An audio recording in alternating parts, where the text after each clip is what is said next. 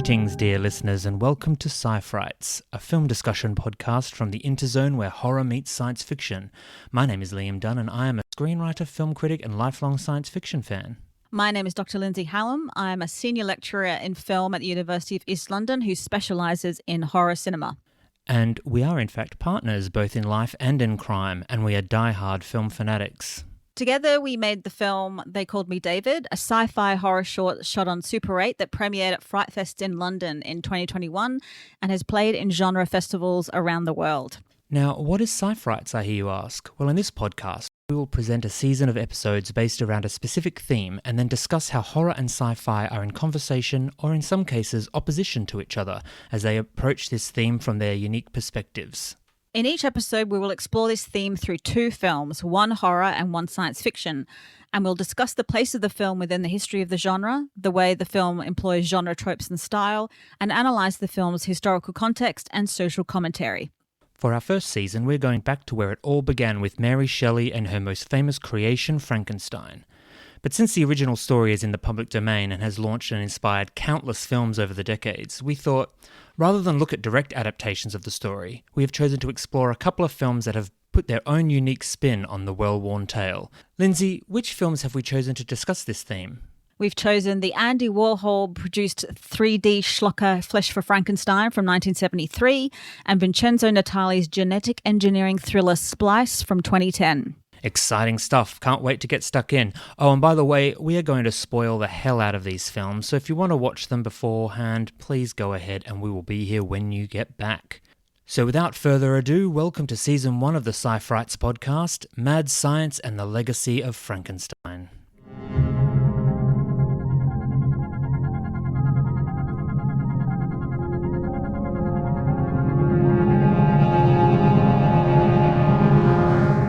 I run a module on horror and science fiction, and I tell my students that both of these genres originate from the same place, which is the novel Frankenstein, written by Mary Shelley. It seems like every iteration and variation on these two genres always somehow relates back to what Mary Shelley explores in this novel, starting with this very idea of birth and birth versus creation. In horror, there's often images linked to birth, and a lot of horror is originating from within the family and about family origins and family relationships. And there's even the theory of the monstrous feminine that Barbara Creed wrote about, where a lot of what is coded as monstrous is also coded as maternal and linked to maternal femininity. And this is different to what you get in science fiction, which is about the representation of creation. So it's not something that's born naturally as we know it, but often you have something that is created through science and technology that is something that's not from nature or natural birth, but from human means or intelligence. And a lot of this goes back to when this novel was first written. So it was published in 1818, so not far into the 19th century. So this was the time of modernity, we're going into like the Industrial Revolution and kind of, the modern world as we know it. And a lot of the thinking from that time also relates back to the shift that came certainly in the 17th and 18th century with the Enlightenment, which was about looking to reason and individualism rather than tradition, also about challenging ideas about tradition and faith, and this whole idea that we are beings created by God, and thinking more about what we can learn through scientific thought and skepticism, but also these other technological advances and also advances in what we know about humans. In 1859, you end up getting Charles Darwin's Origin of the Species, where he talked about we were created through the process of evolution rather than the whole idea of the story of Adam and Eve. So along with these technological advances, you had scientific experimentation, and a lot of that scientific experimentation was on bodies and corpses. So in order to get that information, you had to do these quite grisly things, almost like they said you had to become slightly inhumane in order to gain knowledge of humanity. And you have also around that time the whole idea of like grave robbing and stories of like Burke and Hare, these famous grave robbers. But there also, I think there is still this underlying fear, this association associated with, are we meant to have this knowledge? Are we meant to be almost in a sense playing God? If we've got rid of God, then we are we are now dabbling in God's domain. And this whole idea of there things that man was not meant to know, but yet we were progressing forward with trying to learn those things. And I think all of that, those fears are seen in the Frankenstein story. Rather than defying death, it ends up bringing more death, and also the moral responsibilities that we have to these creations that we make. There's also a lot of interesting kind of material that comes with just looking at how the novel itself came to be, how Mary Shelley got the idea for the novel. The storyline emerged from a dream that she had, where she dreamt about a scientist who created life and was horrified by what he'd made. And she started telling these tales from this, inspired by this dream, when she was on holiday in Lake Geneva with Percy Shelley, who later became her husband. He wasn't her husband at the time that they went on this holiday. He was actually married to someone else at that time. She journeyed to Lake Geneva with Percy Shelley, her stepsister or half-sister, I think, or stepsister, Claire Clairmont, and the place that they went to was owned by Lord Byron, who was a well-known poet, but also a very scandalous figure. And they all were living quite a bohemian lifestyle. They were practicing free love, long before that became a thing. And so while they were all holidaying together, the Lord Byron came up with this idea that a competition to see who could write the best horror story. Also at this chalet in Lake Geneva was John Polidori, who was a doctor, but he ended up writing a short story called The Vampire, which became one of the first vampire stories. So from this competition, you have Frankenstein and one of the first vampire stories. But yet with Frankenstein, you have Mary Shelley, a female author, and she was actually only 19 years old when she wrote the novel. And she comes from an interesting background. So when you actually look at her family background, her father was a political philosopher, I believe, and her mother was Mary Wollstonecraft, a very well-known women's activist, feminist, early feminist. But she actually died when Mary Shelley was just 11 days old. And Shelley herself, during her lifetime, she would lose 3 children. Her half-sister actually ended up committing suicide after learning that she was illegitimate. So you have, with Mary Shelley and also with a lot of people at that time, birth and death linked together. Often a birth came with a death, or there was a birth very quickly followed by a death. There's even some really interesting stories that Mary Shelley lost her virginity to Percy Shelley on her mother's grave, which you can still visit in King's Cross. So again, this whole idea of birth and death and sex and death all being completely kind of intertwined in Mary Shelley's life. And you have in the story a motherless birth. So it's almost could relate back to the whole kind of process that we all have to do, which is to kind of disconnect from our mother or gain independence from our mother. A lot of stories involve the hero losing their parents so they can become their own person. The character of Victor Frankenstein, who creates the monster, he wants to conquer death. He wants to do what a mother cannot do, which is create a being that doesn't die. So again, it relates also back to this whole idea of improving on humanity through science, but yet it ricochets back and it ends up producing more death. So you could say it's somewhat kind of a cautionary tale about what our knowledge can bring. But then also when you look at the monster itself, you have this kind of first iteration, this idea of the monster being a metaphor that can transform kind of psychic and social fears into another form, kind of embodying those fears. And it's this whole idea that by creating a monster, it's embodying something that maybe readers or viewers don't want to face head on. And, that's what horror and science fiction does. It tells stories about fantastical things that are standing in for real things, that maybe we don't want to face directly, such as the fact that we're all going to die, or unconscious desires and things that we have to repress in our everyday lives. So the monster in Frankenstein has gone on to be seen as kind of representing and embodying all these different things. There's this quote from Jack Halberstam, who wrote a book called Skin Shows, which is all about technology and the Gothic. And he says, the monster in various readings is literature, women's creativity, Mary Shelley herself. The monster is class struggle, the product of industrialization, a representation of the proletariat. The monster is all social struggle, a specific symbol of the French Revolution, the power of the masses unleashed. The monster is technology, the danger of science without conscience, the autonomous machine. So many people have been able to use the framework of the Frankenstein novel in so many ways. The monster can be seen to represent so many different things. There's also a link back with the Frankenstein tale to earlier tales and myths. And the novel Frankenstein actually has a subtitle, which is The Modern Prometheus. And so that's referencing the character of Prometheus from Greek mythology, who is a titan who creates humanity at the behest of Zeus, Zeus being the king of all the gods. And he wanted humans to be made in the images of the gods. And Prometheus creates humans. He teaches them to hunt and read and heal the sick. But in kind of deference to the gods, humans must give them offerings. And Prometheus ends up tricking Zeus into accepting kind of not very good offerings. And Zeus gets really mad about this when he realizes what's happening. So he decides to keep fire from humanity.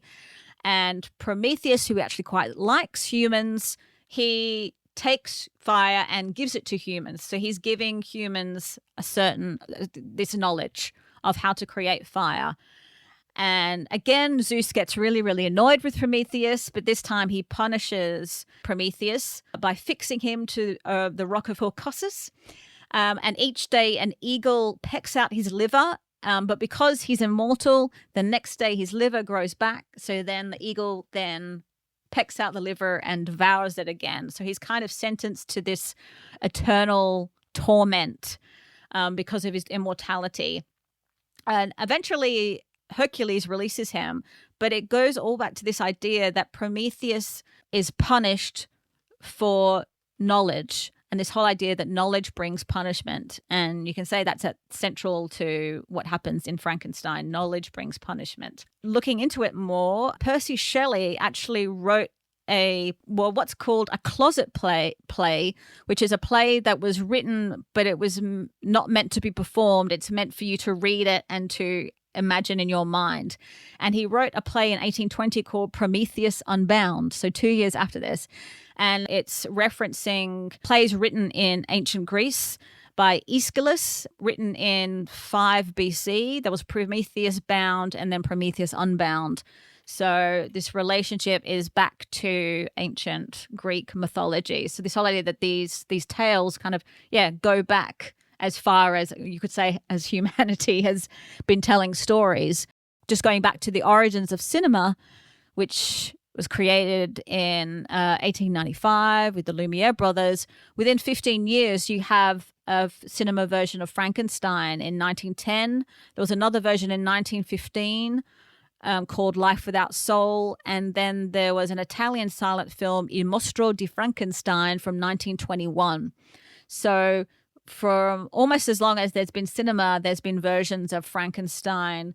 Then in 1931, you've got the Universal monster film directed by James Whale. And then since then, there's been hundreds and hundreds and hundreds of variations of Frankenstein. You can't talk about horror and science fiction, which is what we want to do in this podcast, without going back to the beginning, which is Frankenstein. It's really interesting, the whole link to the Greek myths and Prometheus, and to the sort of the romantics, and to people like the Shelleys and Byron. The Greek myths would have been like taught to them growing up, and I think to them Prometheus was kind of a rock star sort of a figure to them, someone who defied defied Zeus and was punished for it. And I think that's all bleeding into Frankenstein, as well as, this idea of the sort of the Christian God sort of turning, if you're living through lots of, everyone's having miscarriages and stillbirths, or there's a cholera epidemic and these things, and you'd think God has abandoned us.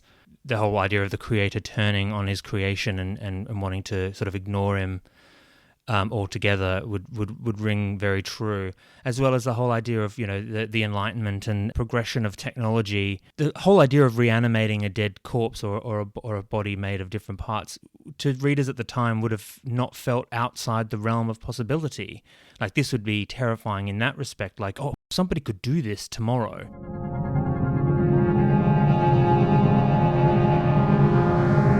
Okay, so we're going to start off with Flesh for Frankenstein, which was produced in 1973. It's directed and written by Paul Morrissey. As Liam said before, we're going to spoil the hell out of this film. If you are interested in watching the film, there is a version available online through the Internet Archive, and there's also excellent Blu-ray versions out there. It's now part of the Criterion Collection. There's also a really great version of the film that's available from Vinegar Syndrome. We have to find the right head for this torso.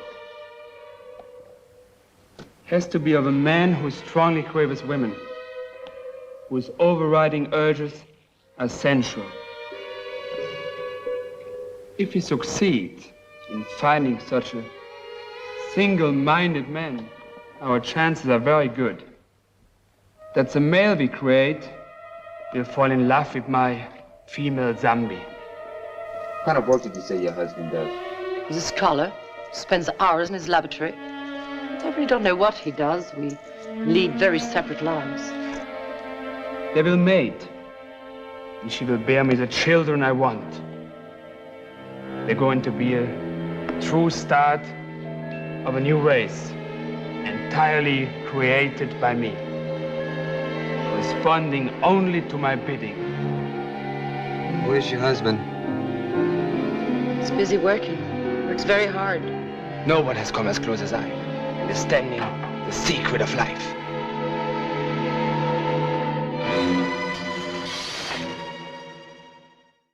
You have Baron von Frankenstein, played by Udo Kier, and he lives with his family, including his wife, Katrin, who we later find out is also his sister.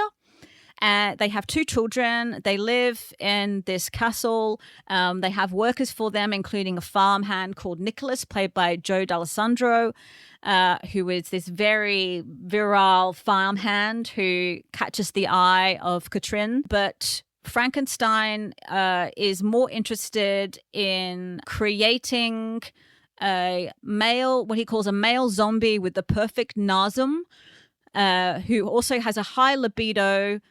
So the male zombie will mate with the female zombie that he's also created and then go on to create a master race.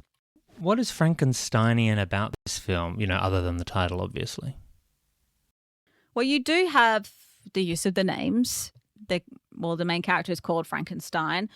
You had this idea of creating a being from different parts. So for Frankenstein in this iteration, he is kind of obsessed with these, I think he refers to them as like Serbian ideals. He has this weird thing of creating this perfect being. It's almost maybe slightly Nietzschean, like this kind of Übermensch. Also kind of fashy, which we'll probably talk about as well. Finding these particular parts that are, for him, perfect. So you have mad science because there is no grounding in any kind of scientific authenticity in this film. And I think for what is Frankensteinian about this film is that it's actually kind of taking the Frankenstein story and trying to take it to its absolute extreme. So it's really kind of pushing certainly these sexual elements, but yeah, just all these kind of transgressive aspects of the story. There's this book, Monstrous Progeny, A History of the Frankenstein Narratives by Lester D. Friedman and Alison B. Cavey.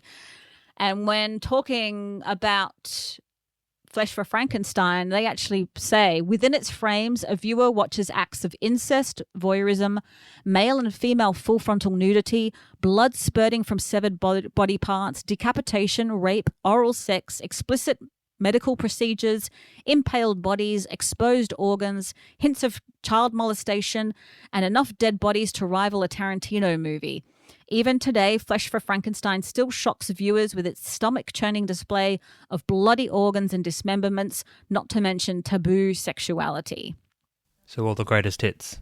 Yes, yeah. So stuff that wasn't in the original novel, but just pushing it as far as it can go. Mm. So how is the film referencing earlier Frankenstein films and the associated themes of creating life? What's interesting about this film, or what's unique about this film, is the lab that you have for Frankenstein's experiments.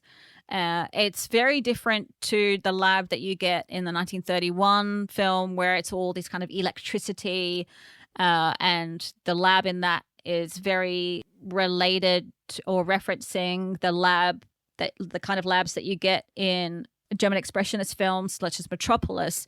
But in Flesh for Frankenstein, there's a lot of these artworks. In fact, there's a lot of artworks throughout the castle where they're living.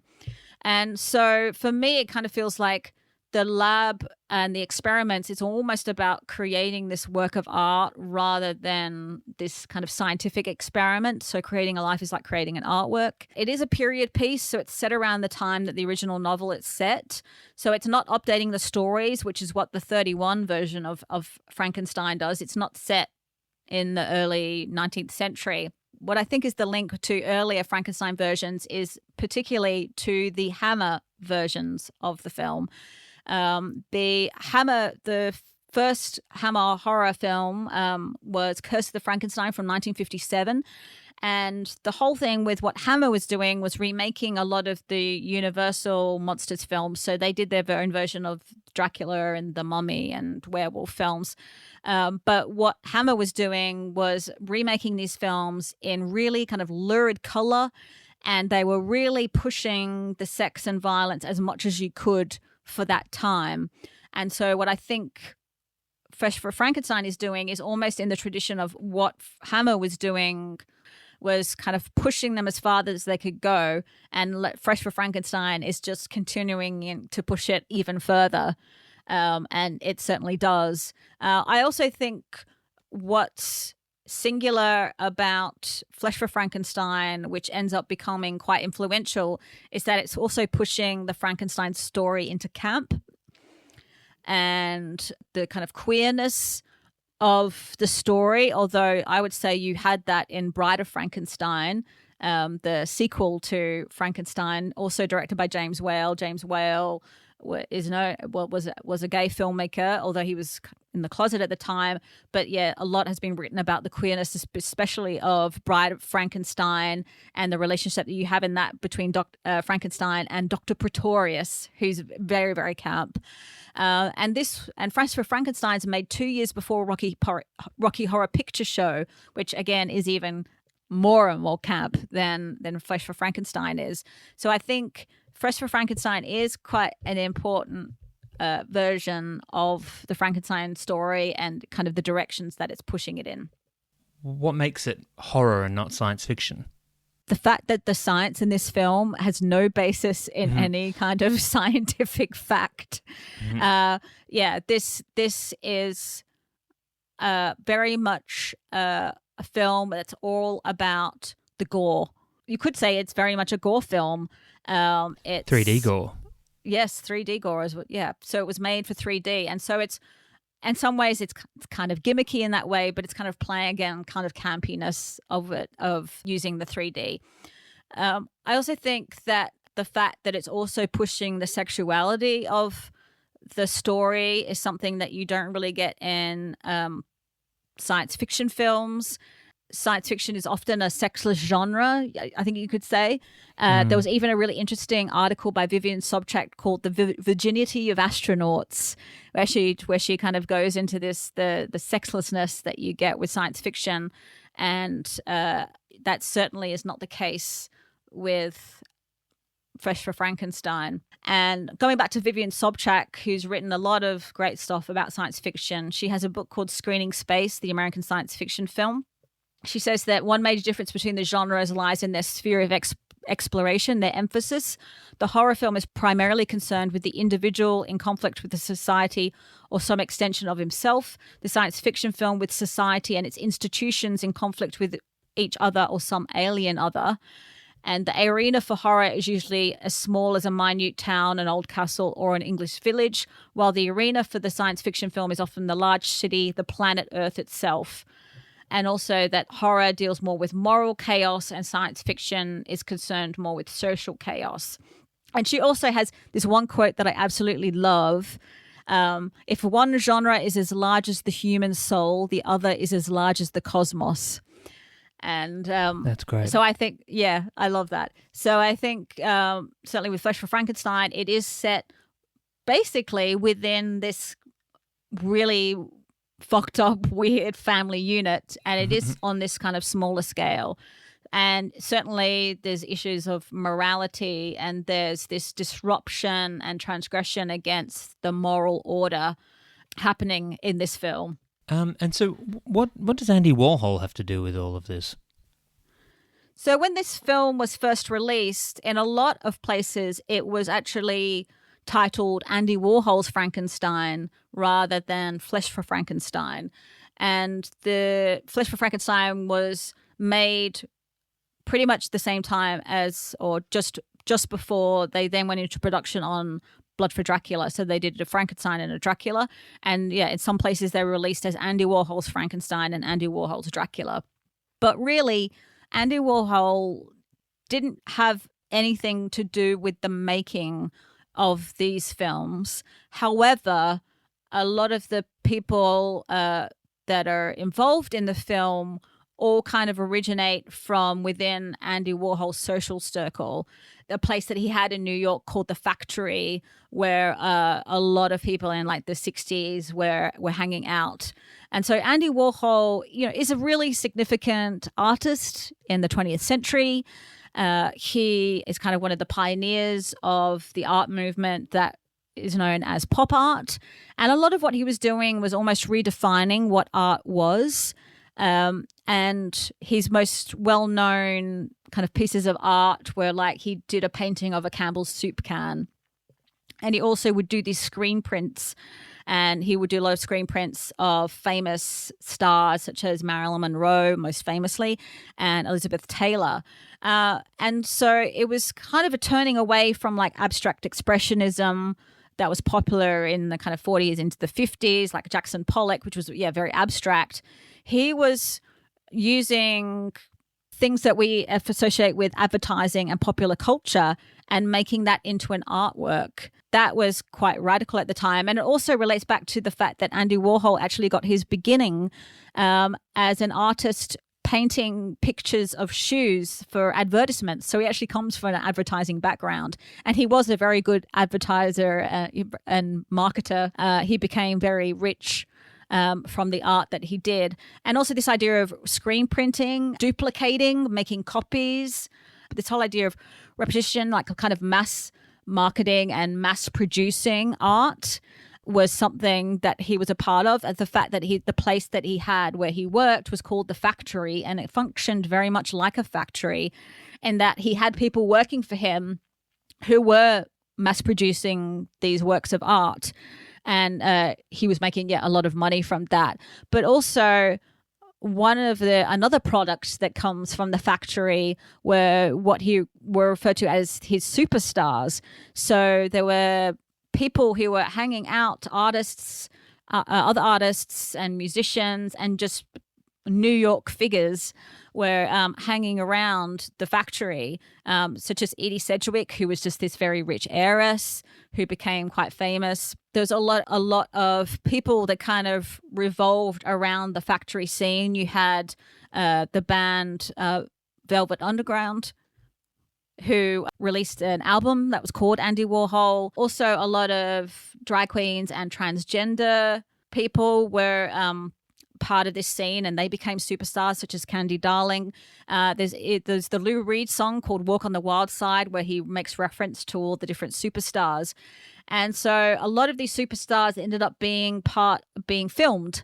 And so one of the things that would happen at the factory was that people who were there and people visiting there would have a screen test where it would be just this unbroken 13-minute shot, kind of a close-up of them, just unbroken for, I think it was about 13 minutes. Warhol also started to experiment with cinema. So just as he was kind of redefining what art was, kind of redefining what cinema was. So there were a lot of films that were made, of people kind of hanging out, and there were a lot of orgies and things were happening there, and some of that was getting filmed. But also he was making films such as Sleep, which is 6 hours of someone sleeping. There's a film called Empire, which is 8 hours of just this one shot of the Empire State Building. So this whole idea of you wouldn't think that, can you consider that a film, just a shot of the Empire State Building for 8 hours? And these would be screened in the factory and then at other cinemas and things. I mean, even though he didn't, he never really had any involvement in the film, actually Paul Morrissey, who was the director. So what was his deal? Paul Morrissey meets Warhol in 1965, and by that time he was already a filmmaker in his own right. I think they even may have met at an exhibition of Morrissey's films. They start collaborating with each other, and they make films, most notably a film called Chelsea Girls, which was actually projected onto multiple screens with different soundtracks. So it's a very early version of kind of multi-screen installations that, are very kind of commonplace now, but they were doing that. And it was during filming a 25-hour film called 4 Stars that Morrissey ends up meeting Joe D'Alessandro. So Joe D'Alessandro plays the character of Nicholas in Flesh for Frankenstein, and he was the main actor that shows up in a lot of Morrissey's films, including a trilogy of films, Flesh, made in 1968, Trash, made in 1970, and Heat, made in 1972. And in these films, Joe D'Alessandro is essentially playing himself.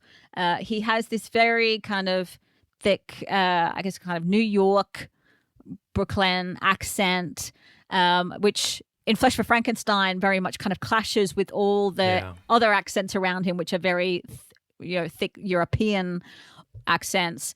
But the Flesh, Trash, and Heat, Joe D'Alessandro is pretty much playing himself. His characters in all of those films is called Joe. And these films are very documentary. Like, they're all shot around New York on location.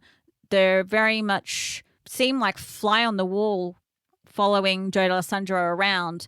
The film Flesh, the first film, is about Joe and his wife has a girlfriend who needs money to buy an abortion. So Joe goes out and hustles. He picks up men to make money. And you're just kind of following him, walking around, talking to people, picking up Johns and all the things he has to do with them. And it's very loose narrative. Very, you could say kind of verite style or very realistic. Very different to what he ends up doing with his Frankenstein and Dracula. But what's really weird about Paul Morrissey is that when you look into kind of his political beliefs and things, he's really, really right-wing and conservative, which is so strange because he seems completely the opposite to all of the other people that would have been hanging around the factory at this time. But yet he kind of is able to use Warhol and his stars in a way that's still quite experimental, but it manages to make these films that are quite accessible. How did this film end up being made in Italy, of all places?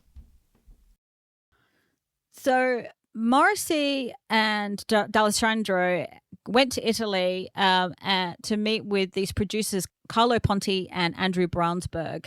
Carlo Ponti is actually a really, really big, well-known producer in Italy. And they managed to convince Ponti and Braunsberg to give them money to not just make one film, but to make 2 films. They each have a budget of $350,000, and they have a schedule of 3.5 weeks. They're filmed at Cinecittà, which is the big studio in Italy.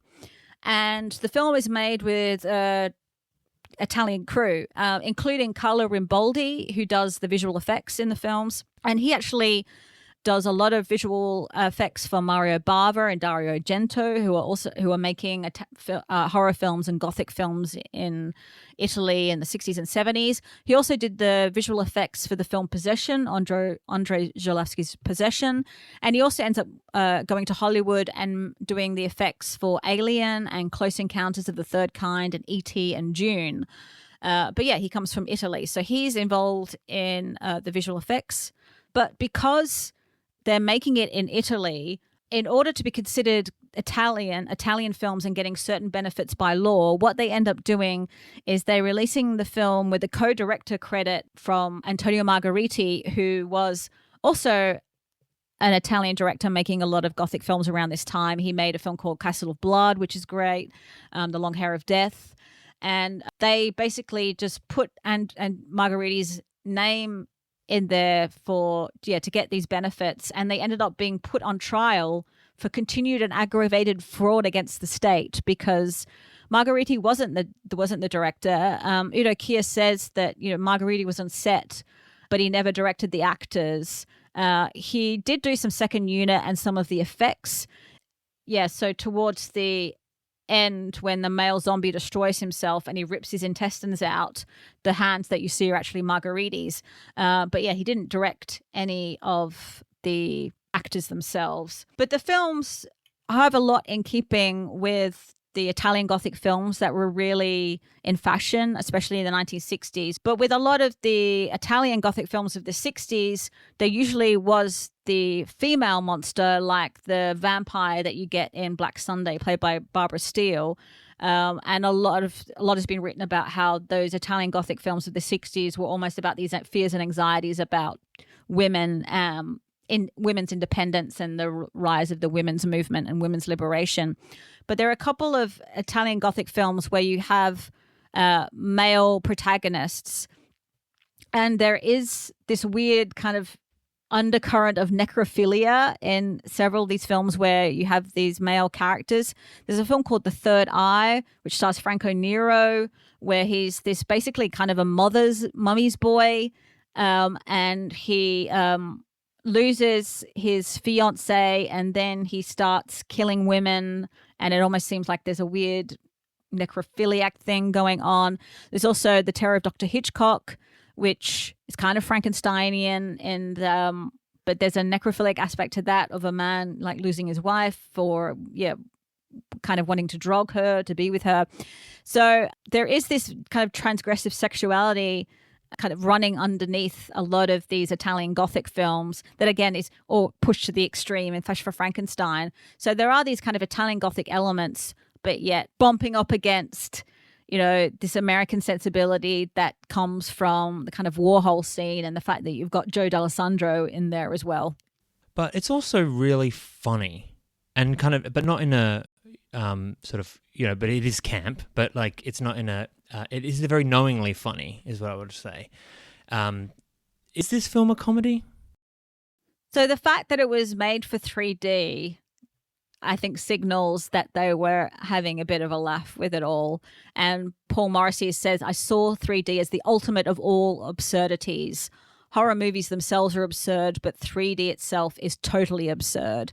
And you do get all these silly kind of moments in the film where they're thrusting like organs at the camera, or this bit where they're in the brothel and a lizard out of nowhere kind of drops in.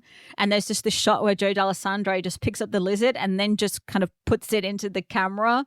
And so there's obviously these shots in there that are made for the 3D camera. And yeah, it's so obvious. Again, it becomes quite funny. And the whole mistaken identity that happens with Frankenstein and Otto taking Sasha's head instead of Nicholas's head, because they find him at the brothel, and there's this whole bit where they see Sasha because of the lizard. All the women kind of start screaming and they run out run out of the brothel, and Sasha kind of follows them, and Frankenstein sees Sasha and with the women, and he goes, 1 man and 2 women. Like, he just can't believe that such a thing could actually be happening. Necrophilia is fine, but 2 women and 1 man, weird. Yeah. But yeah, so it's this whole thing of like mistaken identity, and also just the treatment of sexuality in the film. I mean, it is very, very silly. There is no actual kind of straightforward sex in this film. It is all very perverse, including what I call the armpit scene between Katrin, Frankenstein's kind of sister wife, and Nicholas, who she's employed as a servant in the house, but really he's there to serve her. So they have these kind of sex scenes, but they're not really sex scenes. For example, one scene is just her kind of licking his armpit, and there's all these exaggerated slurping sounds. It's like ASMR, but wrong. Yeah, so only Nicholas is interested in straight fucking in this film. Everyone else is kind of interested in something else. Weird shit. Something kind of incomprehensible. Let's not yuck their yum. No, okay, yeah, I'm not here to kink shame. No. It also makes me think of like John Waters films that were being made around the same time, like Pink Flamingos and Female Trouble, that were made around the same time. Where in John Waters films, they're all doing kind of weird transgressive things, but it's all kind of played for laughs. And it almost is this almost juvenile, childlike aspect to it all. It's almost like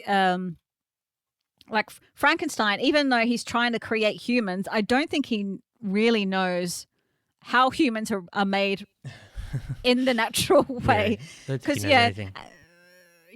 no, he's not a very good doctor. He doesn't know what he's doing. I think he got an honorary doctorate. And you've got these kids, and like I don't know if they are actually their biological children, because that would mean that they were the children of a brother and sister. I don't know. And yeah, you've got these kids all throughout the film just kind of there watching and spying as all this craziness kind of happens around them. So yeah, I think the film is very funny. I think you definitely could make a case that this is a comedy. The film's very farcical. It's kind of like the whole, the mistaken identity thing. It's almost like, I think I saw a very similar storyline in an episode of Frasier once.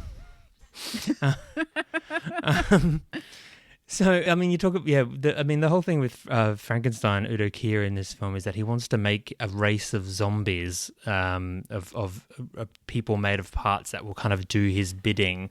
And he's all obsessed with the Serbian ideal and perfect nasums and things like that. And it made me think, wait a minute, is Victor Frankenstein a bit of a fascist?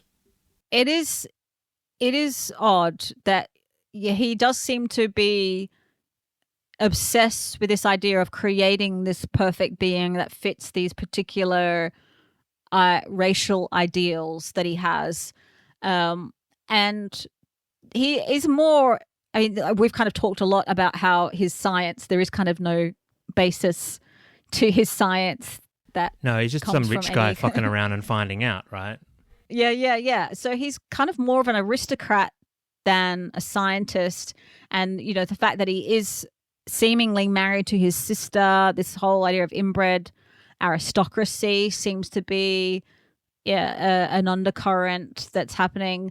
Although if you actually go back to the source novel of Frankenstein, in that Victor Frankenstein marries Elizabeth, who was found as a child and basically was raised as Victor's sister. So there is this weird incestuous undercurrent even in Frankenstein. They're not biological brother and sister, but they were raised in that way. And there is this in both Fresh for Frankenstein and Blood for Dracula, there is this obsession with purity. In Frankenstein, he's obsessed with kind of this idea of racial purity. And in Blood for Dracula, he's obsessed with this idea of like sexual purity, the fact that he can only feed on the blood of virgins, but unfortunately he ends up in that film going to another castle where a family lives, and and all the daughters, pretty much all the daughters, are also in that film fucking the farmhand played by Joe D'Alessandro, who's also a communist. Yeah, which is well, in that film, I think he's a communist. Joe's character is a communist, and he's also really awful. So I think that maybe that's Morrissey's right-wingness kind of coming into play there. But yeah, so there's this weird ideas about purity that are part of both of these stories. And yeah, these incestuous undercurrents that is also kind of very much a part of the Gothic as well.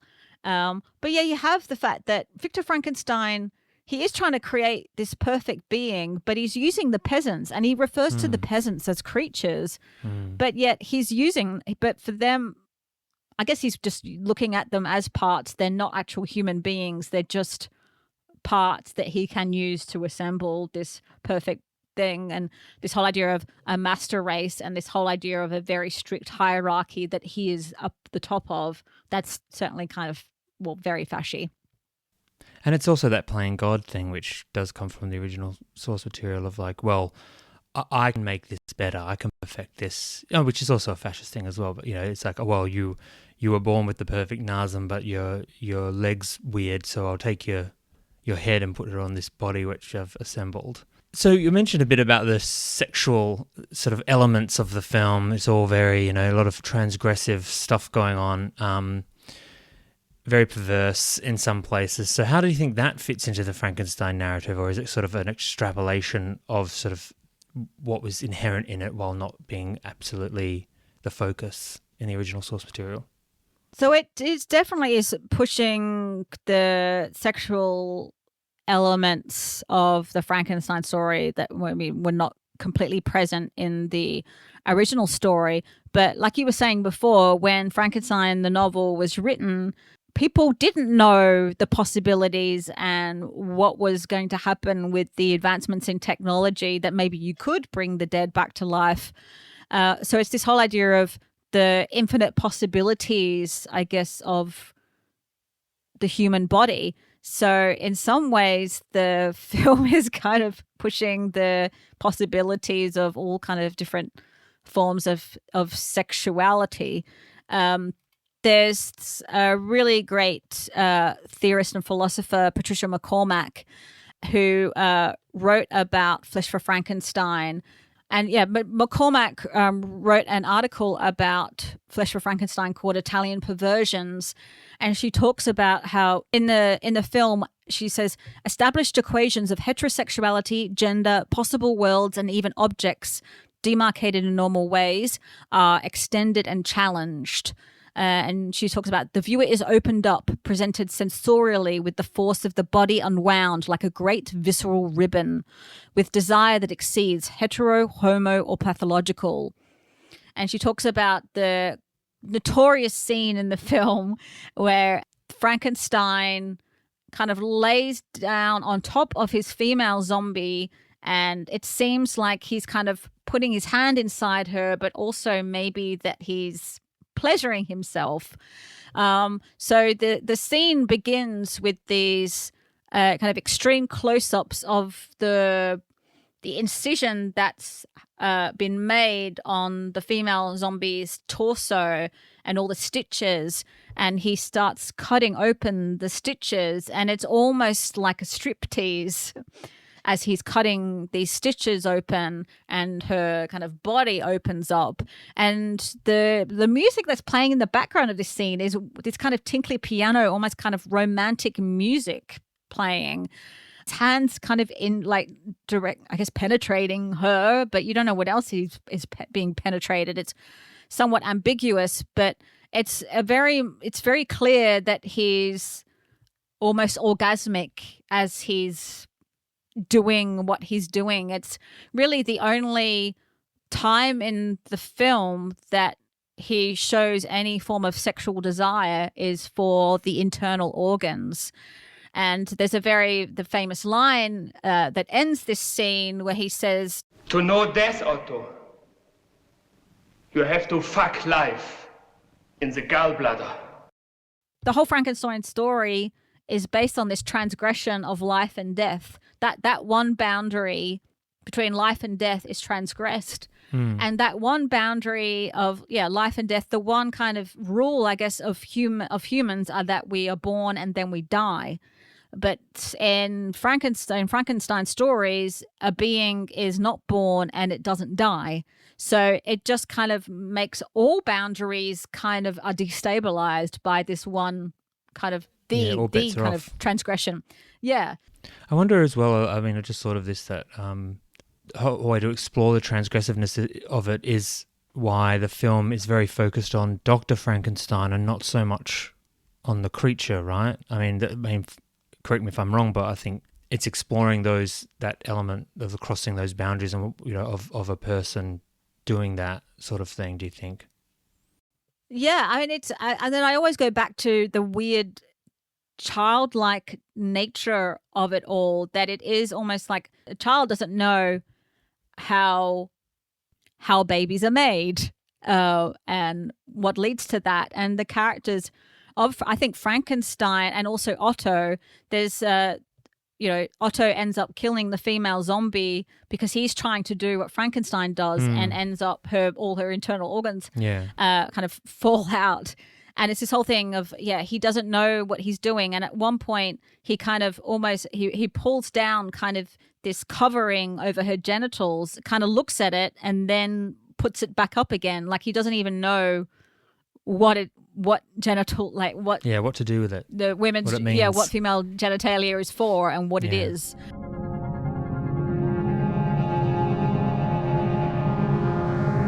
Okay, so that's Flesh for Frankenstein. So shall we move on to our next film, which is Splice? So, Liam, what is Splice? Splice is a really terrific sci-fi that was directed by Vincenzo Natali, released in 2010. It stars Sarah Polley and Adrian Brody, who play rock star scientists Clive and Elsa, who caught celebrity with their innovative approaches to genetic engineering. While working on a bleeding-edge hybridization technique for Big Pharma, Clive and Elsa decide to conduct a secret experiment using human DNA, they want to push the boundaries of their experimentation. The result is Dren, played by actress Delphine Shaniak, I'm going to mangle that, who's a part human, part animal hybrid creature whose rapid development and evolution far outpaces the scientist's ability to control it. Dren goes through a sped-up process of development, changing form and gaining abilities, at one point even growing gills when exposed to water. All the while, Clive and Elsa take opposing sides as to what to do with their creation. Elsa wants to study her, Clive wants to destroy her. As it becomes more and more difficult to hide their experiment, Clive and Elsa steal Dren away from the lab to Elsa's childhood farm, where Dren's development goes into overdrive. She grows wings due to the feeling of freedom from being closer to nature and signposting her desire to be free and to just be out in the wild. Then she develops feelings for Clive, which suggested that her desire to mate is building.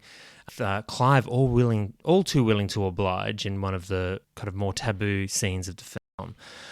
Meanwhile, Elsa's own traumatic memories of her mother overtake her from being back in her childhood home, and she begins to abuse Dren, in some part maybe to her jealousy because of her attention to Clive, but also because she starts to retreat back into science as a way to cope with the overwhelming feelings of this creation that she's made. And then the whole film takes a very dark turn at the end when Dren changes gender from female to male and attacks Clive and Elsa, and then eventually the male Dren rapes Elsa before being killed by her. And then we flash forward at the end to find Elsa making a new deal with the big pharma company over her new creation because she is now pregnant with Dren's child. And together, Elsa and the company plan to, I think as they say in the film, file patents for decades with the research that this child would inspire. Here he comes. Careful. All clear. That's it. Heart rate stable. If we don't use human DNA now, someone else will. Regulators and politicians, they tear us to pieces. We're gonna go to jail for this. Human cloning is illegal. This won't be human. Not entirely. It's coming out. It's not due for months. It's slippery.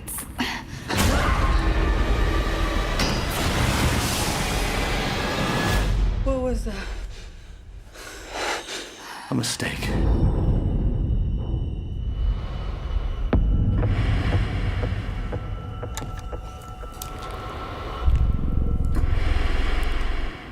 It's empty.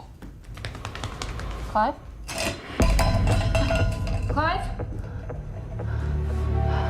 Clive?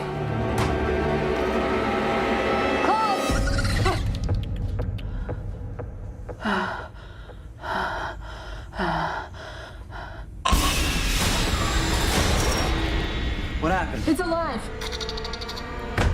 Don't, you'll get out.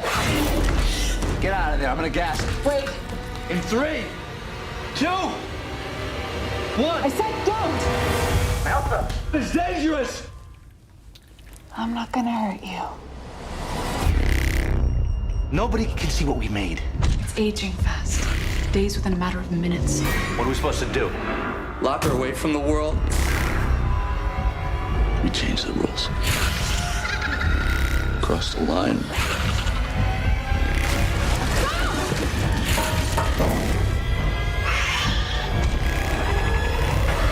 That's the worst that could happen.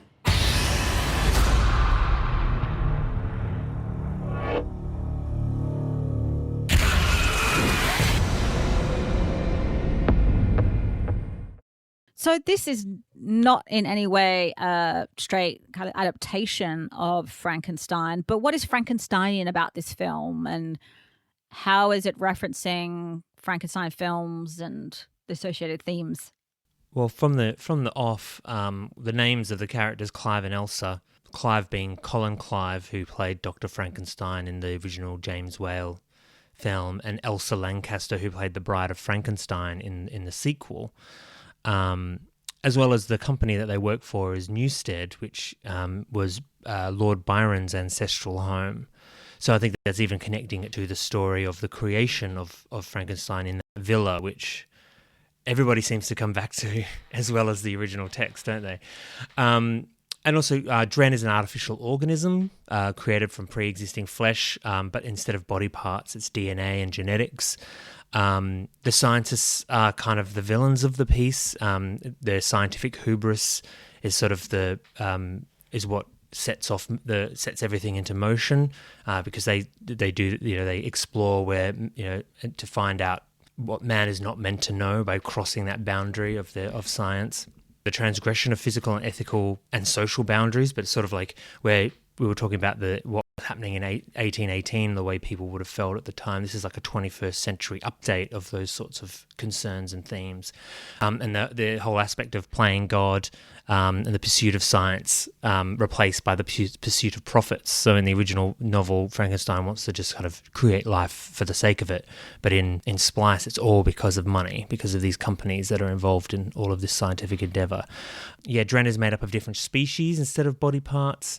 And like the creature, who's not some lumbering brute, but a man seeking answers to the question of his own existence, Dren displays emotional and intellectual intelligence, but through non-verbal means. She can't speak, but she uses body language and Scrabble tiles and sort of pointing to symbols in order to communicate her feelings. And I think the story of Frankenstein has influenced a lot of films, especially sci-fi films, that don't immediately present as the traditional Frankenstein narrative, but take elements of its science and themes and extrapolate on them, which Splice is an obvious example. But being Canadian, Natali, it's hard not to compare Natali to his countryman David Cronenberg, but the influences there are clear, I think. The Fly and the Brood, in my opinion, being obvious touchstones. And, you were talking about before about science fiction being a sexless genre. I think Natali and Cronenberg put paid to that assertion. True. Because they are very much into the sexy sci-fi, lots of bodily orifices and body parts and goo and all kinds of things going on. So the Fly, for instance, 1986, a scientific accident turns him into this monster. In The Brood, it's psychological trauma turning into physical manifestations. But both are about science progressing unchecked. I mean, Brundle's just in his laboratory with his teleportation machines, like in kind of doing it in secret, a bit like what they do with Dren. And with The Brood, it's Oliver Reed, right, with his psychoplasmics, and like he's just off in his compound doing whatever he likes. And there's even, Blade Runner features from '82 features genetic engineering as a central force with which the replicants are made. They're given a 4-year lifespan so they can be treated as second-class citizens and hunted down or retired, as they say, by Blade Runners. So again, that's that sort of turning your back on your own creation sort of thing. A big one being Gattaca. So a lot of stuff in the late 90s heading into the early 2000s and continued on. So yeah, Gattaca, which reverses Blade Runner with the genetically engineered being the elite of society, and those who were born naturally being marked as invalid. So it kind of, I guess, posits like what if the creations take over the society. And of course, Jurassic Park with its genetic experiments being done for profit, which also forefronts the central Frankenstein theme, which is voiced by Jeff Goldblum, who also played the Fly in the Cronenberg film, where he says, your scientists were so preoccupied with whether or not they didn't stop to think if they should, which I think is very central to these films and to the Frankenstein story as a whole. So we've kind of mentioned already that there is this transgressive aspect to where this story goes. But yet, why are you arguing that this film is science fiction and not horror? Well, I do think there are horrific elements, and you could say that it is both a sci-fi and a horror, but I think it's primarily a sci-fi because it is through the science that we are introduced to the central conceit and the driving force of the narrative. Not only that, but its themes resonate and reflect on the scientific underpinnings of Frankenstein and the films I mentioned earlier. It's humanity's reach exceeding their grasp, but through the lens of sort of new millennium and the scientific breakthroughs that have occurred since. I think that's the whole idea of humankind going beyond their knowledge and finding sort of monsters and sort of reflections of their own monstrosity, I think, are very central to kind of science fiction stories, especially if the protagonists or the main characters are scientists themselves. I think that is what delineates it from just straight horror. So like Frankenstein, Elsa and Clive create new life only for that creation to sort of destroy the world around them, whether that's physically, like the physical world, or just their relationship. And at the end, I think that's a very science fiction ending. The science is continued. They continue with the birth of this new creature for profit, even though it will most likely be a detriment to humanity. Whereas Frankenstein and his monster are destroyed in the original story to reset the status quo, this kind of ending is very a hard science fiction ending, and very sort of influenced by, I think, like Twilight Zone and those sorts, and like Richard Matheson stories, like from like the 60s, I think, where they get that influence from. And yeah, and I buy the science more than, say, in Flesh for Frankenstein. Oh, for sure, like, for I sure. do actually, I do believe that Elsa and Clive are scientists and that they kind of know what they're doing. Yeah. But I think like also that if it were a horror, it would be like the Golem or something like that. I think where, you would, if you were to animate some kind of creature, it would be through some sort of ritual or some sort of supernatural instigation rather than through science, which is why I think Splice is much more sci-fi than horror. And on that point, the film does seem to be saying something about all these recent scientific advances in genetic engineering that are happening. How is the film for you dealing with a lot of the kind of ethical implications that are arising with all the possibilities with genetic engineering that are available to us now? Like I said before, a lot of films kind of started being made around the late 90s to do with genetic engineering sort of at the forefront. And even Natali said that he got the idea of the film when he saw a picture of a mouse with a human ear growing on its back, relating to something called the Vacanti mouse, created by Charles Vacanti in Massachusetts General Hospital around 96, 97, when these sorts of things were actually kicking off in real life. And this is where an ear-shaped framework was made from cow cartilage. and was inserted under the skin of a hairless mouse. And so the skin of the mouse would kind of sort of wrap around this framework to sort of create a new ear, essentially. And it gained controversy and questions around genetic engineering at the time, even if technically there was no genetic manipulation involved. I mean, they built a thing. I mean, yes, it was made out of like biomaterial, and then they kind of introduced it into another creature, but it wasn't like they built an ear from scratch just using DNA. But anyway. And also around 96, there was the case of Dolly the sheep, who was... it wasn't the first cloned animal, but it was sort of the big news item that everybody remembers. Dolly was cloned from a mammary cell, which is why she was named after Dolly Parton. Love the scientist humour. It proved that a complex organism could be cloned from a cell of a specific organ. And so that hit the headlines and everybody got all excited. And Dolly was controversial as the idea of cloning any organism leads to fears of human cloning and its obvious implications of personhood and civil rights.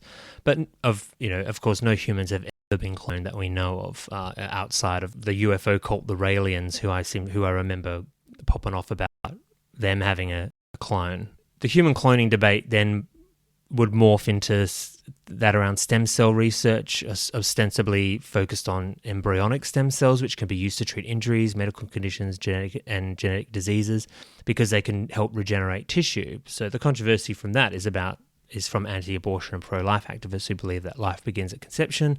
And so the harvesting of embryonic stem cells, that in their eyes would be akin to murder. So there's been sort of not a lot of exploration of that. I think they've used adult stem cells in research and things. So I think that's where it gets all a bit sticky and people have all these concerns. So where that is kind of stopping scientific progress in some of those areas.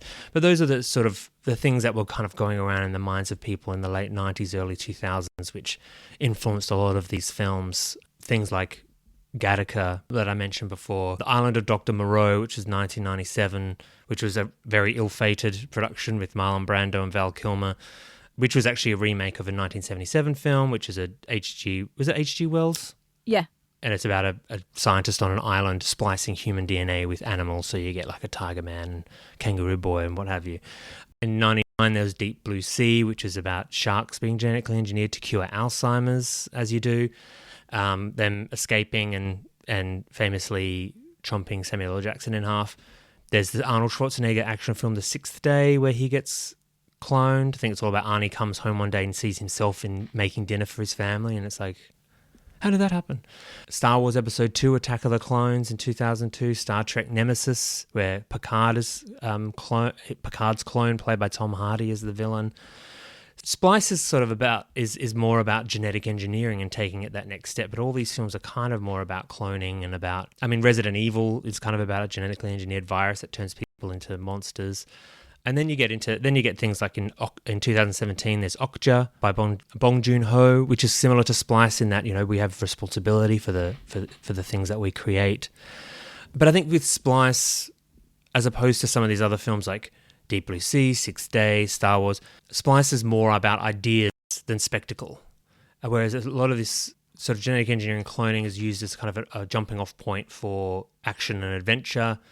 There's the Michael Bay film The Island, which is about clones who are grown for rich people for their organs and things, which is all interesting ideas, but then kind of forgotten for the car chases or the Jedis fighting CGI critters. I think Splice is the film that along with maybe something like Gattaca, where they actually kind of want to talk about the ideas and the implications of genetic engineering. And there was also the same year Never Let Me Go. Yeah. But yeah, going back to Splice, when we were watching it just recently in preparation, I remember turning to you and saying how the film really does look like very 2009, 2010. And I even talked about how is this indie sleaze sci-fi. Mm-hmm. I'm wondering what you can say about that and the fact that you've got a couple at the center rather than just this lone scientist.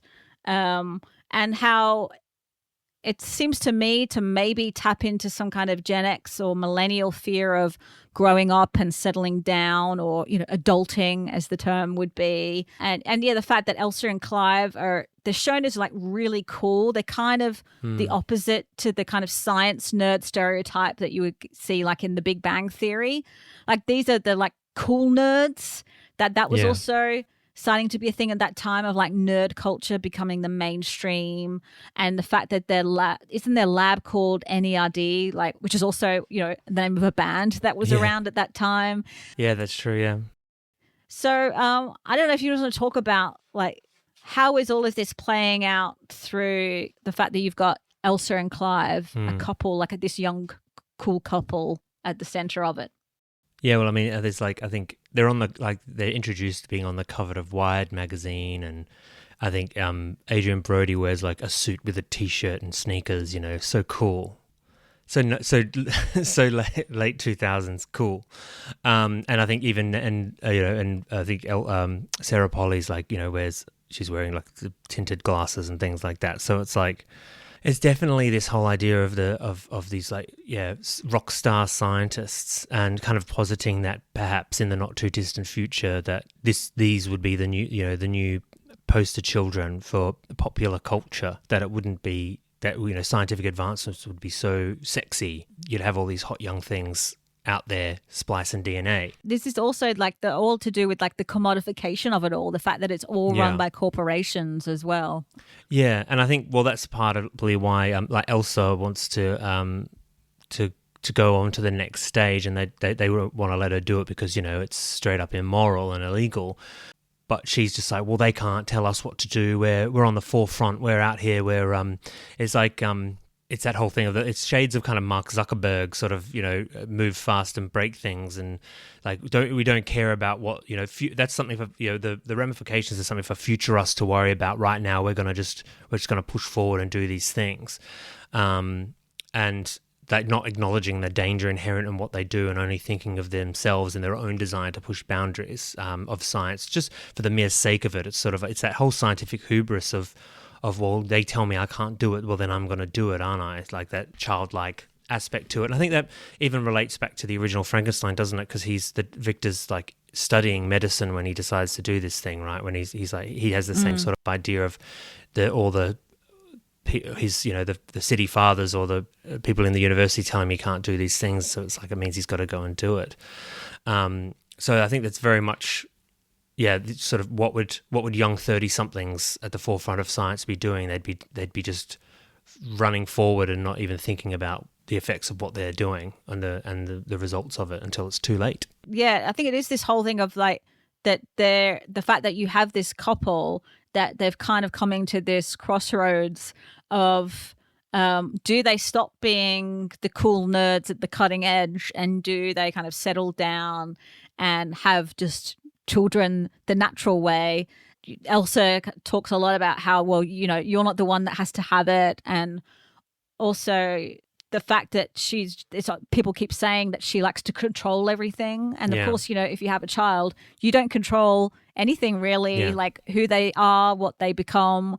That's something you can't control, and it's almost like she's trying to do that. And I think that also then certainly relates back to what we find out about her relationship with her mother as well. Because there's a conversation because Clive wants to have children and Elsa doesn't, and they live in this small apartment, and it's the whole idea of, oh, we have to give up our life if we actually have kids and get married and start a family. Like, we can't be these rock stars anymore. We can't be pushing the boundaries of science. But then when they want to do this, when she wants to do this experiment, really, she uses her own DNA, because no one's going to give you their DNA and agree to this sort of experiment. And I think she tells Clive that it's like some anonymous donor, and I don't know if he believes that and just doesn't want to admit that but at one point in the film he's like, oh no, you used your actual DNA. And it's like, so she says she doesn't want to have kids or have this responsibility, but she wants that control. She wants an experiment, and she'll stop at nothing to do it, even using her own DNA in order to make that happen. But then also this whole kind of pressure or question that both Elsa and Clive have in this film about having children. The film actually opens with what looks like a birth. Yeah. And it has, you know, Elsa and Clive looking into the camera like they're looking at almost their newborn baby, and they even say things that, they say, "Oh, perfect! It's just perfect and so cute," and then you kind of see what they've made or what's just been born, and it's this weird blob creature. And so you have Fred and Ginger. So at the beginning of the film, I think, the film actually opens with the birth of Fred, I think. Yeah. And then they introduce Fred to Ginger, who's already been made. And you have one of the first scenes in the film is these two blob creatures meeting each other and kind of imprinting on each other. And so I just wanted to talk about the function of Fred and Ginger in the film, because the tale of Fred and Ginger does not end well. No, it does not. And this is sort of, I think, sort of a subplot that runs through the whole film, which is kind of also comments on the action that we're seeing in the main storyline, as well as kind of foreshadowing what comes later on. And because the film sort of begins, this is the experiment that they do have permission to do, and what's kind of making them rock stars is that they're developing proteins via genetic engineering for an agricultural project. I think it's got to do with like growth hormones for cattle or something like that. So they in order to make sort of the best thing out there on the market, they genetically engineer these two unique organisms that they call Fred and Ginger, and these weird like blobs of flesh that aren't technically alive, I suppose. Is the way that they must think about it, and their role is to kind of be incubators as such for these patented proteins, and they basically make a male and a female because they want them to mate and just be able to create more and more of them forever, basically, or at least until they die and get replaced. And that's what sets them off to create this next. They want to do the experiment with human DNA. So it opens when the film sort of starts. We see Fred and Ginger. They're put in a glass case together with a partition so they can see each other, but they can't get in contact with each other. And then they're slowly introduced to each other, and then they're shown to they slick out these little proboscis that they've got in their mouths, I suppose, and they kind of wrap around each other, and they're like, oh, they're bonding, they're imprinting, this is going to be great, and this is the proof to the company that everything they're doing is brilliant. And it's like, so we'll be able to get them to mate, and everything will be great. And so then as they do that, they create Dren and do all this secret stuff with her. They kind of get their eye goes off the ball, as it were, on this experiment. And when they have to present Fred and Ginger to the board who are funding all of this, they do the same thing where they bring Fred and Ginger out in a glass box, they remove the partitions, and they come up to each other, but then suddenly these spurs come out and they attack each other and viciously destroy one another. The box breaks and blood flies everywhere, and all the people in the front row get splattered in blood and gore, and it all ends horribly in blood and screaming. And they realize that what's happened while they've not been observing Fred and Ginger is that Ginger actually turned male, and they, instead of imprinting on each other and becoming lovey-dovey, is that they fight for dominance over the possession of the territory of that glass box and kill each other in the process. When you're playing with life, it's that, against that Jurassic Park thing of life finding a way. Like you can't predict what's going to happen. Evolution doesn't occur in a vacuum. This comments on what we've been seeing so far, but also foreshadows what's going to come later when Dren becomes male and becomes very territorial and vicious towards her creators. And it's also interesting that the fact that they totally miss that Ginger has become male because they're so obsessed now with Dren. So again, it's this whole thing, they've created something and they've almost rejected them because they're more interested in something else. So again, there's the link back to Frankenstein. But let's talk about Dren, this amazing creation. What can you say about Dren? Well, Dren is actually, the reason her name is Dren is because she sees the word nerd on Elsa's shirt, which is the name of their company. It stands for Nucleic Exchange Research and Development. And she spells it backwards with some Scrabble tiles, so they decide that's what they're going to call her, Dren. She's made from Elsa's DNA, of course, but also from the DNA of a salamander, a kangaroo, a bird, fish, horse, and stingray, which gives her this unique and strange humanoid appearance. Her legs bend backwards, her eyes are on the side of her head, she has a forked tongue and a tail with a stinger, she's completely bald. I always think of that great moment when as a child, she's reading and she keeps moving her head from side to side because she can't look straight on at things because of the position of her eyes. She has this kind of rapid growth and development, and as she ages and begins to develop, she does it in ways that Elsa and Clive can't anticipate, because again, it's that thing of you can't really control this evolution. So she, at one point, it seems almost like Clive is trying to drown Dren, but instead she develops gills and she ends up being able to breathe underwater. And then as the film goes on, she gets exposed to these new things. She starts to have new abilities. So yeah, like I said, when they go out to the farm, she grows wings, and then eventually she changes gender. And I think the story is, the script is kind of saying that these are these evolutionary developments as she's kind of just, her body is just reacting to its biological imperative, while Elsa and Clive are reacting through their own scientific framework and moral framework that we have as human beings. And so as Dren evolves, we come in contact with the ethics at play about creating life and having responsibility towards it. And I think the actress Delphine Shenanigans just does an amazing job she does this completely wordless performance, using basically mime and other sort of nonverbal and body language performance that really hammers home sort of the innocence of Dren. Even when Dren starts to do certain things, you can't really blame her for what she's doing. I mean, at one point she finds a cat and she wants to kind of take care of this cat, and Elsa, who's being overcome with her own feelings and trauma from her own upbringing, she doesn't want her to keep the cat until eventually Dren kills the cat. Well, Elsa comes back to say, okay, I forgive you, here's the cat back, I'm sorry, and she just kills the cat out of madness at her. But it's like, it's a horrible thing. And also when they first go to the farm as well, the first thing she does is she hunts down a rabbit and kills it and eats it. But it's a complete act of joy for her. I mean, you might change your mind. Individuals may very much change your mind when she changes at the end, and what Dren does to Elsa is really vicious. But it's like, it's always a point made, I think, by the film that it's an evolutionary process. It's like Dren's just reacting biologically and not morally or intellectually.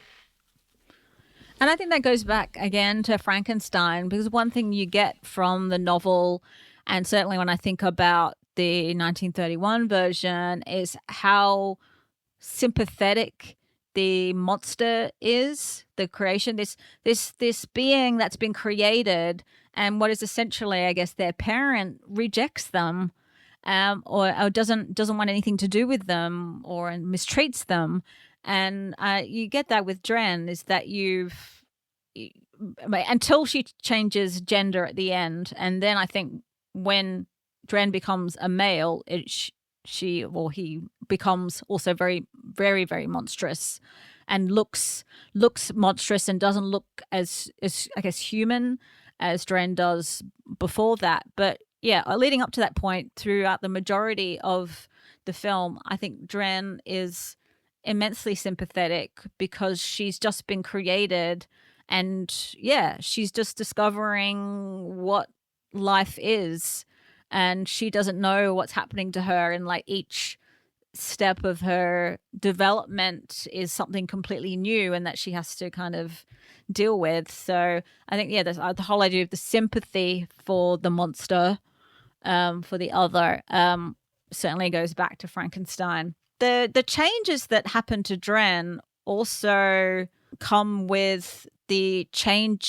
big change in location that happens later in the film. And yeah, once it leaves the location of the lab and goes to Elsa's family home or farm, that's when the film takes a real dark turn. So what do you think it is about this location change that leads to those darker turns that happen later in the film? Well, I think in the main, it's Dren is kind of taken out of the laboratory environment and brought closer to nature, and sort of she ends up living in the barn, and it's sort of the boundaries from the kind of quote unquote civilized world and the wild it begins to thin, and she starts to kind of take on, sort of come into her power, I suppose you could say.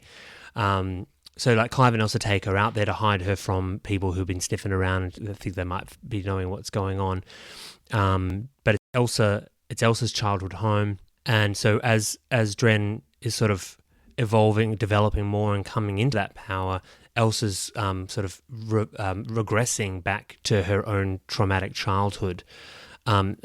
As she was mistreated by her mother at one point, she shows her childhood room, and it's just a bare room with a mattress on the ground. And I can't remember the exact line, but Clive says something about like, oh, obviously this is time. A lot of time has passed, and it would have looked a lot different when you were a kid. And she's like, no, it looked about the same. So it seems that her mother was kind of doing similar things to Elsa, like keeping her as some kind of experiment or some kind of specimen and not really treating her in a motherly way.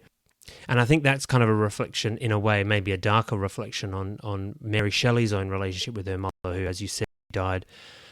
Shelley's mother died 11 days after giving birth to her, but she was an established writer and philosopher and feminist. So that would have been a big shadow to live under for Mary Shelley as she was growing up. I mean, I think she succeeded in her own right. But in Splice, Elsa's mother was in her life, but she was abusive to her, and Elsa lived under the constant threat of her own trauma. So, and the psychological pressure of being in her childhood home and her developing relationship with Dren brings that forward. And then, but while they're in that situation, Dren gets a sexual attraction to Clive, which you could argue is, again, that biological imperative. And Clive sort of, you could say he gets seduced by Dren, but it's also, a man being a man, like taking advantage of a vulnerable young woman in a way. But then Elsa kind of targets her in a way that kind of makes it all very Freudian. But that's, again, us putting our framework on that, which you could also say that if it were two women or two female animals with a male animal in an enclosure, the two women would fight for dominance over being the mate of the male. So it's like it's very much the nature versus nurture stuff really comes to the fore once they go to the farm, because the experiment kind of gets put out into the field, as it were, and field tested. Dren and Clive's biological drive to procreate, as well as Elsa and Dren's tribal hierarchy, becomes very apparent. Yeah, and I think even Natali said he claimed the producers bristled at the idea of Clive and Dren's sexual encounter, saying that, quote, primarily it was the fact Adrian Brody's character has sex with the creature that was a deal breaker for a lot of people, he said. It was in the contract that the scene could not be cut because I was so fearful that it would be, even after it was finished. It was the raison d'etre of the movie to me, not just because it's sensational, but because I felt like if we're going to tell a 21st century retelling of Frankenstein, we need to push it into the 21st century. This is a story about life and birth, and sex was always going to be part of that equation. To dance around it would have been cowardly. That's what excited me. But it's not this sex scene between Clive and Dren that I think is the most transgressive aspect. It is towards the end when Dren becomes male and attacks Elsa, effectively committing incest due to Dren being made of Elsa's DNA. Funny that both our films feature incest in one way or another. It's a shocking scene, and I think would put a lot of people off. But on subsequent viewings, I think it again reinforces that nature versus nurture argument, where they kind of become the victim of their own hubris. And to Dren, this is nothing unusual. And you say Dren when they become male, they do take on this darker drive, because it's that sort of male drive, isn't it? Not the female drive, needing to be fulfilled. But there's no moral framework for Dren. There's no church in the wild. It's just an impulse.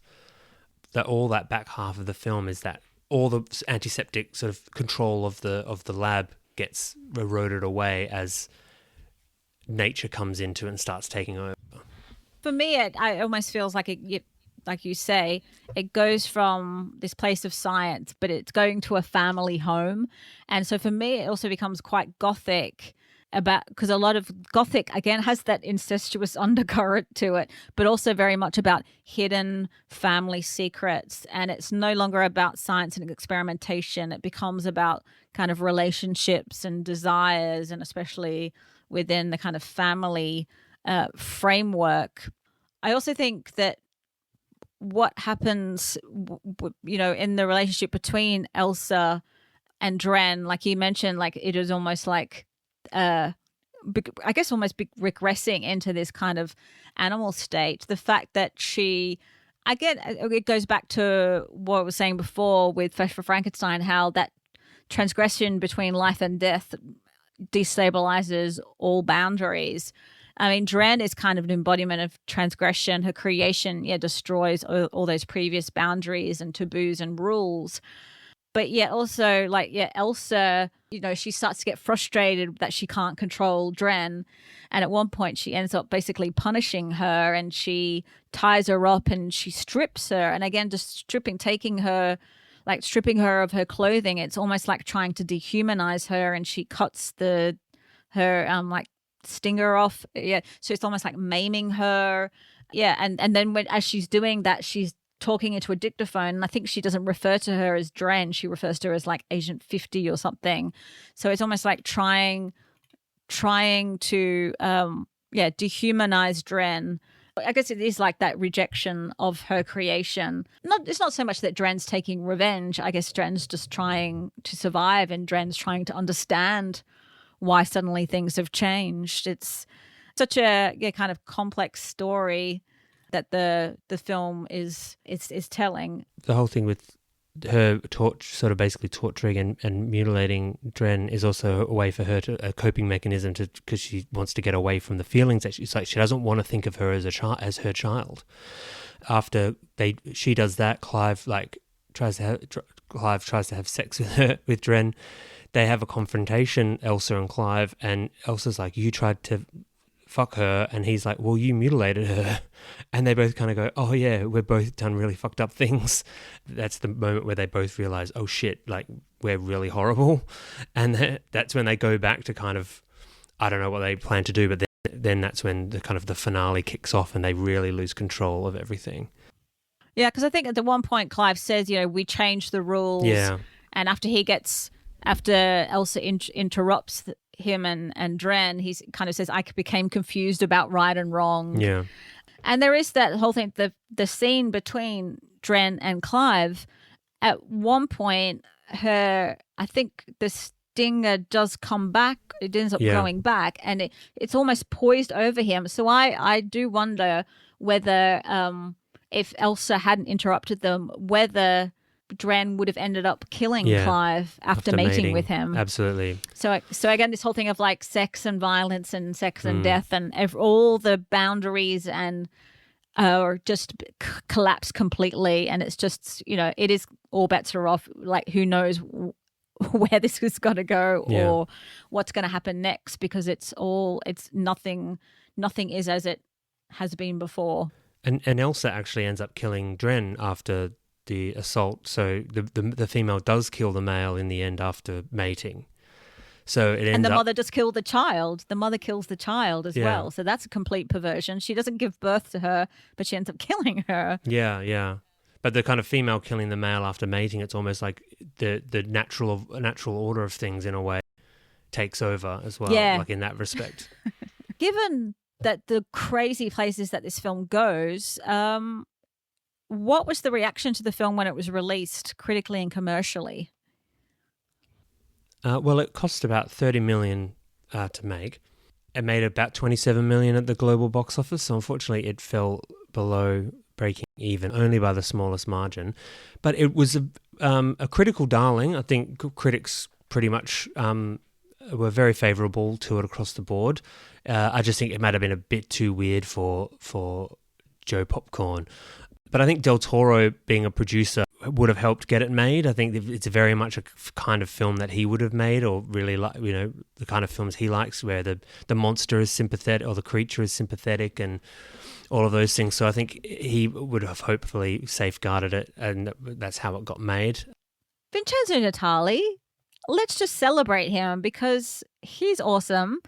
This was his fourth film, and he always seems to have stayed in the kind of horror and science fiction realm. Yeah, well, he started out as a storyboard artist working on TV shows and movies. So he worked on Johnny Mnemonic and Ginger Snaps, which are two very high profile examples. He sort of did sci-fi really early on. and then moved more towards horror, I think. His debut feature was Cube in 1997, a tense little indie sci-fi about a group of strangers who work together to escape a mysterious prison made of interlocking cubes, where sort of each character brings a specialization that can help them through the series of cubes. I mean, there are horrific elements, but the central idea is kind of a strange, dark sci-fi. Again, kind of a Twilight Zone sort of thing, I think. And then in 2002, he did Cypher, which I think is a really underrated, which stars Jeremy Northern, an office worker embroiled in corporate espionage in the near future. Has a Philip K. Dick, William Gibson vibe, and Lucy Liu is in it as like the femme fatale. Really cool, really fun film, which I highly recommend. And then sort of most notably after that, he moved into a lot of TV work with two of our favourites, Hannibal and Westworld. And I think a lot of sort of feature directors moved over to TV. You know, working in TV, you kind of have to create episodes of TV that fit into the world and the style of the show itself. I always thought Natali's episodes, he always brought something a little extra. Like, you'd always tell it was him or that it was someone sort of sneaking a few things in under the radar while still staying within the framework of the show and within the tone of the show. I always appreciated the way he was able to do that, which made his episodes of Hannibal and Westworld just that little bit extra special, in my opinion. Natali, right out of the gate, was exploring sci-fi from an intellectual and ideas-driven space with those films that I mentioned. Not so much focused, like I said, on the spectacle, but on the thematic resonance and drama. Splice out of the Splice, Cube as well a little bit, but I think Splice crosses over most into the horror. But sci-fi, in my opinion, remains at the forefront. It would be great to see him return to something like this, because I know his other features lately was In the Tall Grass and Haunter. Thank you. Kind of more just horror films or, supernatural films. I just think he's got a real great knack for really interesting sci-fi stuff while also making it really entertaining. All right, so that's Splice. Just before we go, we just wanted to quickly make some honourable mentions. So some films that with possibilities for us to talk about, but we ended up choosing Flesh for Frankenstein and Splice. So yeah, let's just quickly give some other recommendations to people if they're kind of looking for some Frankensteinians, the term that you always use. If you're looking for some Frankensteinians. So Frankenstein shenanigans. All right, Liam, what's your first shout out? I'm sticking to the sci-fi films. So one that I just find this very bonkers, but it's directed by Roger Corman from 1990, called Frankenstein Unbound. You mentioned Percy B. Shelley wrote a play called Prometheus Unbound. I'm guessing this is a play on this. It's based on a Brian Aldiss novel, and it stars John Hurt as a scientist from the future who, while creating the ultimate weapon, ends up going back in time to 1817 in Switzerland. And again, it's that we talked a lot about the story behind the story of when Frankenstein, the story was developed by Mary Shelley in the villa in Switzerland with Byron and Percy and Polidori, which has almost become as famous as the story of Frankenstein itself. Like you mentioned the film Gothic, and there's a lot of recreations of that, and this is sort of one of those, but it also suggests that the story of Frankenstein was really going on as well in the background, where you have Raul Julia as Dr. Victor Frankenstein. It kind of tries to sort of recontextualize the story, but it's very strange. I found it a very strange film. John Hurt was basically he has this time-traveling car, or this car that speaks, has like an AI on board that always tells him things like Kit from Knight Rider, and he's just trying to sort of crack on to everybody, trying to show them his sick car, while kind of because he's travelled back in time, he's sort of like the world's kind of coming apart at the seams, and I think he has to kind of follow through with his sort of the events of the film in order to write everything and get everything back to normal. It's just an interesting, I guess, sci-fi, like really heavy sci-fi spin on the Frankenstein story, which I don't think quite works, but you won't see anything else like it. Yeah.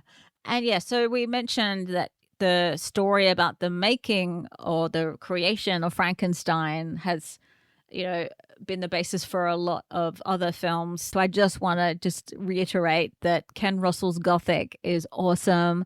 It's crazy in the way that Ken Russell can only be. It's written by Stephen Volk, really awesome screenplay. And yeah, it's, everyone going at full tilt. You've got Julian Sands in there, rest in peace. Gabriel Byrne, Timothy Spall as John Polidori, Natasha Richardson as Mary Shelley, and how it is very much about how the creation of this story does end up kind of taking a life of its own.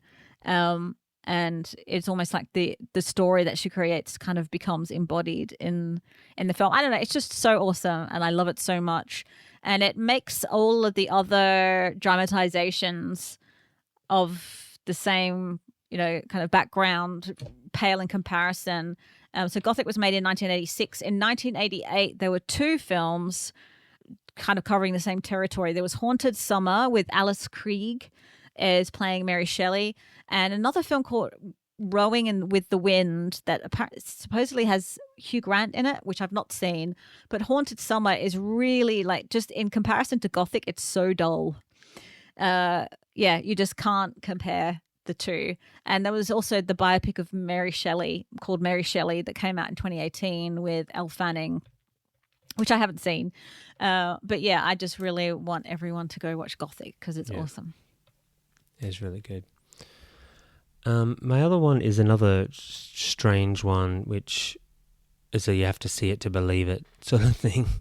And that is from 1995 this time. And it's Roger Avary, the co-screenwriter of Pulp Fiction, directed a film called Mr. Stitch, starring Rutger Hauer and Will Wheaton and Ron Perlman, where Rutger Hauer is a Frankenstein-type character who is stitching together a man made of different body parts, who played by... So Rutger Hauer is the doctor, and Will Wheaton is Mr. Stitch, or as he is called, Lazarus, because he's offered the Bible to read and names himself Lazarus, the man who came back from the dead. He is also offered the Book of Frankenstein as well, so Frankenstein exists within the world of this film. And so the first half of it is sort of a kind of philosophical discussion between Rutger Hauer and Will Wheaton over the nature of identity and self, and what is a man, what is a spirit. And I think there's also Nia Peoples plays Dr. English, who's kind of comes in and out to offer sort of support and things like that. And then when Lazarus finds out that he's going to be destroyed because he's still just an experiment, he escapes from the facility, and then the film kind of becomes this weird gonzo action movie, comic book type film. So again, it is a film of two halves, which is quite fitting because it's kind of these two things stitched together to create a new whole. But it's very odd and quite funny in parts, maybe unintentionally in some ways. But I think it's something that I can't stop thinking about whenever. It's so strange and bizarre. And I've heard behind the scenes stories of that Roger Avary was having problems with Rutger Hauer, who was a producer on the film, who was trying to take the film away from him or was being very demanding and things like that. So the film kind of suffered for that, I think, in a way. But also, it's just a very strange film. But yeah, it's got music by Tom and Dandy, which is great. But yeah, it's another one of those films that you really need to see to believe, really, because it does go to some very, very strange places. For me, I wanted to go back to Italian Gothic territory, and Lady Frankenstein came out in 1971. It was directed by Mel Wells. Well, that was the pseudonym of a lot of Italian directors around this time would have kind of anglicized names. Looking it up, I think it was the director was actually Aureliano Lupi. So as the title suggests, it has a woman at the center of it. It is Frankenstein's daughter, who is also a doctor herself. She's been to medical school, but it's set in the period, the kind of early 1900s. She comes back to the family home. If I remember correctly, it's after her father dies. She has been coming up against some sexism about how could a woman possibly be a doctor. She comes back and she decides to take over her father's work. And she also sees this young hunky guy that works for them and kind of has designs on him. And also her father's best friend who worked with him, he's in love with her. And so she kind of thinks, what would be great would be to put your brain in that guy's body and create this perfect man.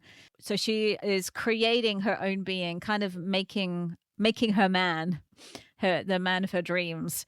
But of course, it all doesn't go according to plan. But yeah, so Lady Frankenstein, if you want some more Italian Gothic flavor. I'll do one more and say it's not a film so much as an episode of television, and this is the first but not the last time I'm going to mention the X-Files, I'm sure, on this show, because it's my favourite show.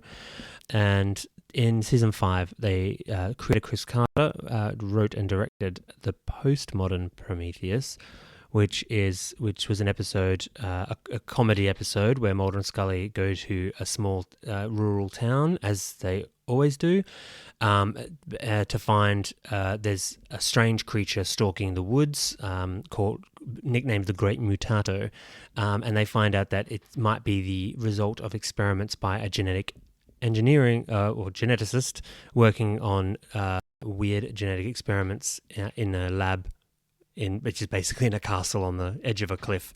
It's done in black and white and apes the style of James Whale's original film, but it has a lot of other weird, kooky elements to it. But it's because it would have come out around the time of 96, 97, so it was right in the thick of all the Dolly the Sheep and Vacanti Mouse stuff, so it would have been one of those ripped from the headlines episodes. And then I think the end of the episode, it kind of becomes, there's something about, there's a farmer who's like the father of the scientist. The scientist actually played by the guy who played Jay Peterman in Seinfeld, if there are any Seinfeld fans out there. And I think the father was actually taking the science that the son was doing and actually perfecting it.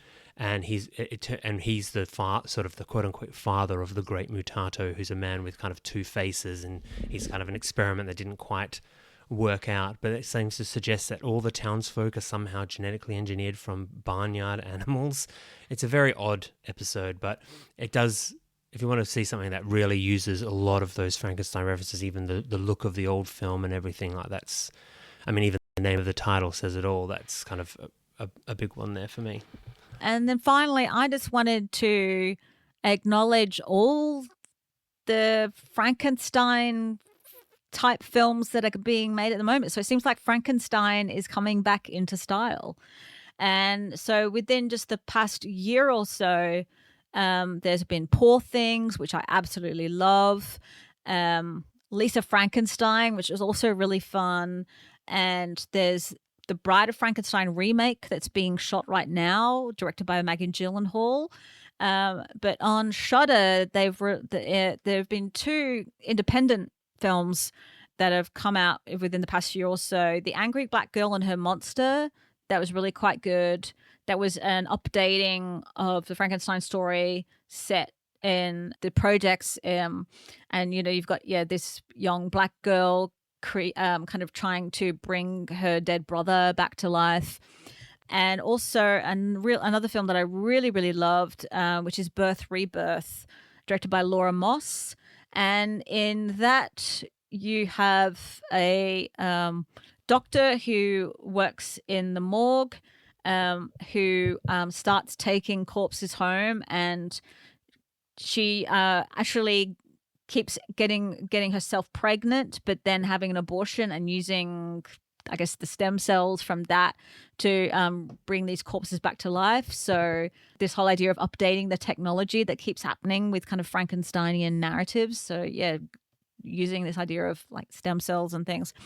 And she ends up taking home the corpse of this little girl who's just died, and the little girl's mother is actually a nurse at the hospital. She notices this woman doctor is taking things home. And so then she realizes that one of the corpses that have been taken home is that of her daughter, and so she now has the possibility of getting her daughter back. And what's really great about the film is that it is looking at kind of ethical and moral responsibilities, and also the difference kind of between like science and medicine. You've got the doctor on one hand and the nurse on the other. The doctor often has this very kind of cold, clinical way about them that they don't almost see the person that they're dealing with, whereas the nurse is the one that gives that actual kind of loving care. And so the fact that they're both working together on this, I guess, experiment, which is also one of the nurse's daughter, it just really explores some really, really interesting things.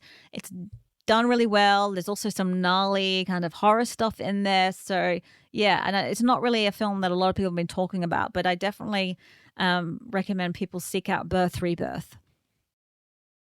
Well, we made it. First episode done and dusted. I'm feeling pretty good. No, I'm better than good. I'm feeling great. How about you, Lindsay? I feel alive. It's alive! It is alive. It's alive now. You can find us on Instagram, Facebook, and Letterboxd, where we will hopefully have a list of all the films that we discussed and mentioned in this episode. And you can email us at scifrightspodcast@gmail.com. Let us know what are your favourite Frankenstein or Frankenstein-inspired films. Is there anything we have missed? Anything you disagree with? Anything you agree with? Or you can just drop us a line and let us know how we're doing, or to suggest themes for future seasons. We're all ears. And you can find our short film, They Called Me David, online on Vimeo.